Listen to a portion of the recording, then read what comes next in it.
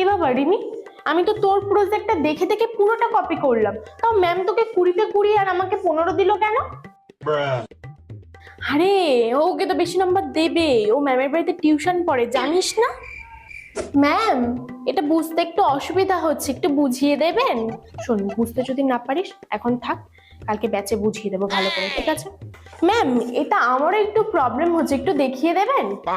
হ্যাঁ, এক জিনিস কতবার বুঝতে হয়? মাথায় কি গোবর আছে নাকি তোর? কিছুই কমন পেলাম না রে দিশা, পরীক্ষাটা একদম বাজে হলো। আমারও একদম পরীক্ষা ভালো হয়নি রে।